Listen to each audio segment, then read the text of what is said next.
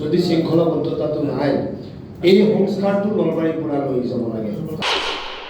কাৰণ এখন বিহু সন্মিলনীয়ে কেনেধৰণে শিল্পীক সন্মান কৰিব লাগে এইটো নলবাৰীৰ পৰা তেওঁলোকে আহৰণ কৰিব লাগে।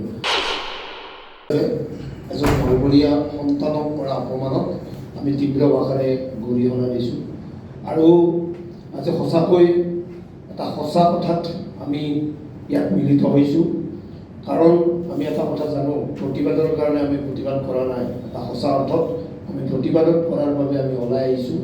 আৰু ইয়াত নলবাৰীৰ সচেতন সমাজে একে আশাৰে কালি আমাৰ সঁচা শিল্পী এগৰাকী দিগন্ত ভাৰতীক যি অপমান কৰিলে পূব গুৱাহাটী বিহু সন্মিলনীৰ মঞ্চত যিগৰাকী ব্যক্তিয়ে কৰিছে, সঁচাকৈ এটা কথা আজি সভাৰ জৰিয়তে আমি যিহেতু ইয়াত সংবাদ মাধ্যম আছে, আমি সংবাদ মাধ্যমৰ জৰিয়তেও ক'ব বিচাৰিছোঁ যে সেই সমিতিখনৰ শৃংখলাবদ্ধতাটো নাই নেকি?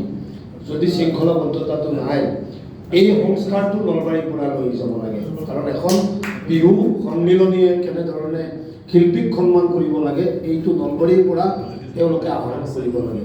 গতিকে আমি আজি সভাৰ জৰিয়তে এই ঘটনা, যোৱাকালি যি ঘটনা ঘটিল, আমাৰ নলবৰীয়াৰ এগৰাকী সন্তান অসমৰ শিল্পীৰ দিগন্ত ভাৰতীক যি অপমান কৰিলে, এই অপমানক আমি তীব্ৰ ভাষাৰে গৰিহণা দিছোঁ। আজি এই সভাত যি ধৰণৰ প্ৰস্তাৱ গ্ৰহণ কৰে এই প্ৰস্তাৱত আমি সদৌ নলবাৰী জিলা ছাত্ৰ সন্থাই সহমত পোষণ কৰিছোঁ। আৰু দিগন্ত ভাৰতীৰ আমি সদায় সাহস দিব লাগিব, তেখেতে আৰু আগুৱাই যাব লাগিব। কাৰণ আগত বহুদিন আছে, সমাজখনৰ বা সংস্কৃতিৰ জগতখনত তেখেতে কাম কৰিবলগীয়া যথেষ্ট দিন আছে। গতিকে আমি প্ৰতিজনে তেখেতক সাহস দি আগবঢ়াই লৈ যাব লাগিব।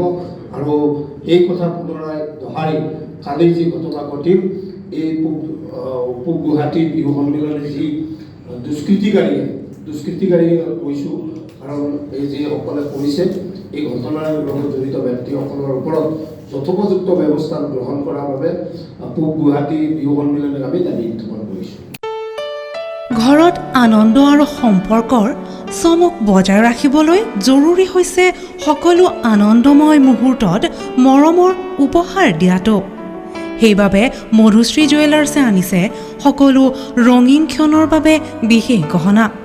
হীৰাৰে হওক, সোণৰে হওক বা ৰূপৰে হওক, শ্ৰেষ্ঠ ডিজাইনছ আৰু হলমাৰ্কযুক্ত গহনাই ৰাখে সম্পৰ্কক নিখুঁত।